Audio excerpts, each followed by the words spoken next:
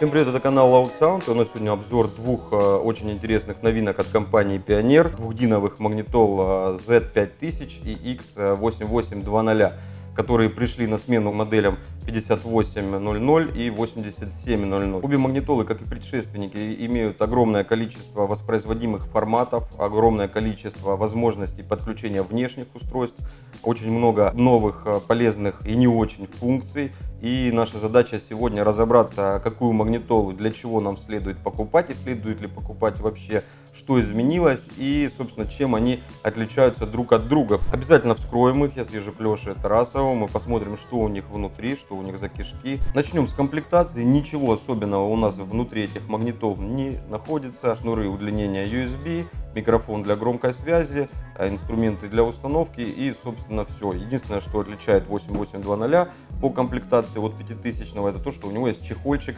для съемной передней панели. Она у нас на 8820 снимается. Кроме того, что панель съемная и есть чехол, есть также возможность для установки пароля. Что они умеют? Начнем с 5000.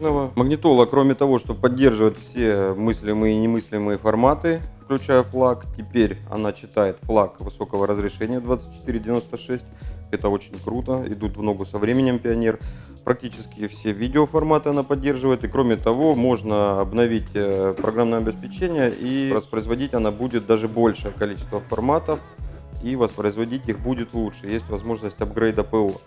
Есть такие функции, не совсем нужные, как апрадио. Если честно, сколько я не пытался ей пользоваться, не понял, для чего она. Mixtrax отнесем сюда же. Возможность подключения навигации, тоже функция достаточно сомнительная, просто потому что сейчас есть Яндекс Навигатор, это бесплатно, это есть в любом смартфоне. Однако, если вам нужно будет подключить навигацию именно к вашему головному устройству, вы покупаете дополнительный GPS-модуль, и эта магнитола будет работать в режиме навигатор. Очень богатые настройки звука, такие как развитый кроссовер, временные задержки, всевозможные улучшайзеры. То есть в магнитоле есть практически все, что может понадобиться в двухдиновом устройстве. Чем отличается 8820? Те же возможности подключения, которые есть в 5000, но добавлен HDMI разъем. У нас есть возможность воспроизведения видео и аудио с SD-карты, которая находится за передней панелью. Обе магнитолы имеют возможность подключения пульта дистанционного управления, то есть вывода управления на кнопки на руле, на штатный, через дополнительный интерфейс. И вот вроде бы как в магазине выбираете магнитолы, вы не можете понять, какую же вам купить. Собственно, для этого вы этот обзор и смотрите. Давайте посмотрим поближе, чем они отличаются. Первое отличие — это экран. Хоть на 5000 теперь это 24-битный TrueColor экран с действительно кайфовой, такой красочной, сочной картинкой. На 8820 картинка гораздо плавнее. 5000 у нас все еще притормаживает, как это было на 4820, 5820. Если вы пользуетесь магнитолой и редко лазите в настройки, в принципе никакого дискомфорта это не доставит. Android Auto, как и Apple CarPlay, функция полезная, интересная, но у меня не получается ими пользоваться на повседневе. Пользуюсь пару дней, потом перехожу в обычный интерфейс для воспроизведения музыки. Подключаю просто телефон, воспроизвожу с него музыку как с флеш-карты, либо как с медиаплеера. Android Auto же, как и Apple CarPlay, имеет достаточно такое большое ограничение в функционале. Вы не можете читать смс-ки, вы все равно будете брать в руку телефон. Конечно, есть очень много ответственных людей, которые говорят, нельзя за рулем читать, писать, однако полмира ездят, и как минимум пришла какая-то срочная смс, вы не будете парковать ваш автомобиль, включать ваш телефон и смотреть, что вам за смс пришла. Однако и Apple CarPlay, и Android Auto читают смс вам голосом, но это относится только к вновь пришедшим смс. Старые вы прочитать не можете. Отлично работает как Siri, так и OK Google для набора текста. Хорошие функции, полезные, но опять же повторюсь, у меня они не прижились. Однако знаю огромное количество людей, которые ими достаточно успешно пользуются. Безупречно, не побоюсь этого слова, сейчас работает громкая связь на магнитолах, отлично выводятся телефонные книги, удобно звонить, отличный звук, как прием голоса, так и передача в динамике голоса собеседника. Тут вопросов нет, не будем на ней долго останавливаться, но заглянем сейчас в меню обеих магнитол. Как я уже говорил, оба экрана выглядят отлично, хорошая живая картинка. Хоть 5000 серия младше, но у него уже 24-битный TrueColor экран и цветопередача немного лучше, чем 88. Однако быстродействие у нас отличается в лучшую сторону на 88. Может быть, спишем это на перфекционизм, да, я очень люблю, когда картинка действительно вот такая живая, приятная. Однако, как я уже говорил, это не сильно печалит, если вы не будете там лазить, настраивать его постоянно. По работе, по переключению треков, по смену режимов магнитола работает отлично. Стоит отметить такую классную функцию на 88-м, как разные сигналы для передних и задних мониторов. Вы можете вывести на задние мониторы удобный для вас источник, например, USB или SD-карту или DVD. Сами смотреть другой источник. Очень удобно, если вам детям надо включить мультики, а самим смотреть, например, сигнал с парктроника или с климат-контроля. Здесь также есть эта функция. По коншине через специальный модуль она подключается к штатной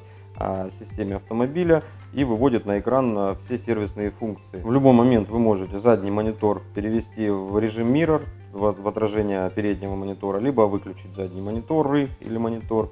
Кроссовер лучше в 5000, он позволяет нам разрулить полноценную трехполоску. Мы можем порезать сабвуфер, мы можем порезать мидбас, либо среднечастотник и снизу, и сверху, и также можем порезать пищалку, твиттеры на любой необходимой нам разумной частоте. И давайте посмотрим внутрь, что у нас, собственно, с кишками. Для этого мы сейчас отправимся к Леше Тарасову, он аккуратно разберет эти магнитолы, и мы посмотрим, что там внутри.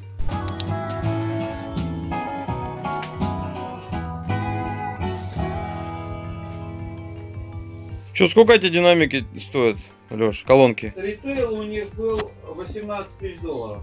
1 200 000, ну миллион, короче, да, где-то? Каждая весит 95 килограмм. Не тяжелые и недорогие, надо сказать, да? Ну, короче, что, Леша, у нас плавно обзор Пионера превратился в обзор Panasonic. У нас какие микросхемы тут стоят? Вот, две большие микросхемы Panasonic. Так, и что мы нашли? Микросхема, которая управляет всей магнитолой. Она используется в огромном количестве электронных устройств. Управлять умеет телевизором, камерами, принтерами, телефонами, факсами и даже кондиционерами. В ней все сразу.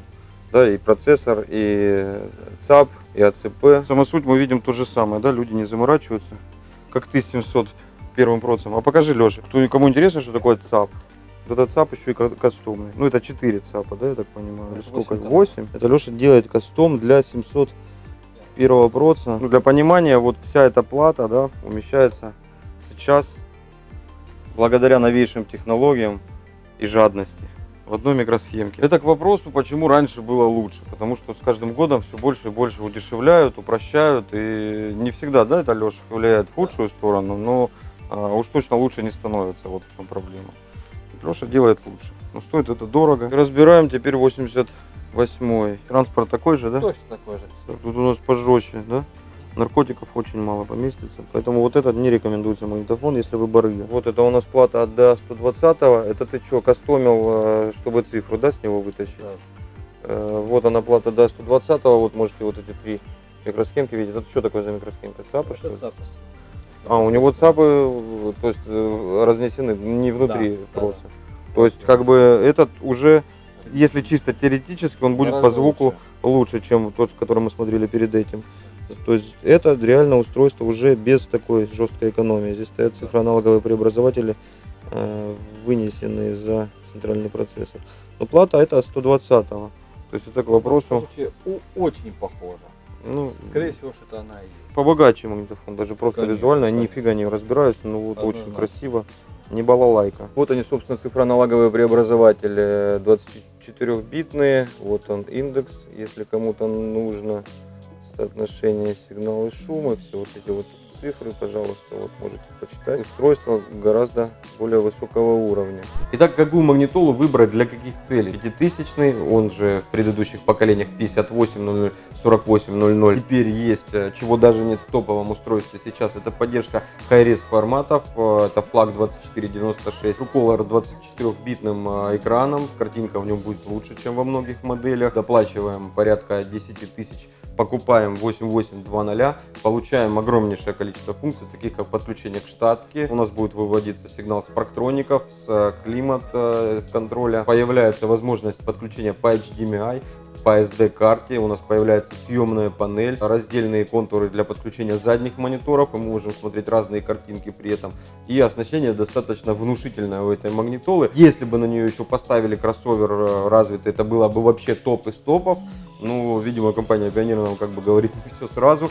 Докупайте внешний процессор, либо подключайте, как правило, такие системы и так и подключаются через пассивные кроссоверы.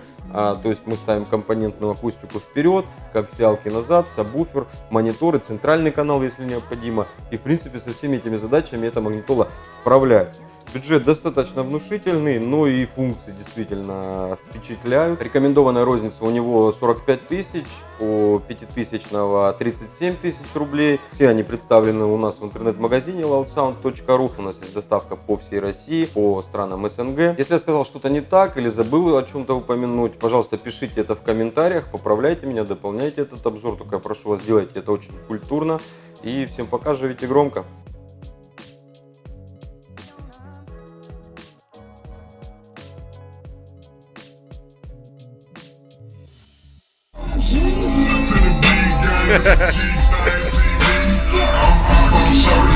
The warrior, feel like the falling.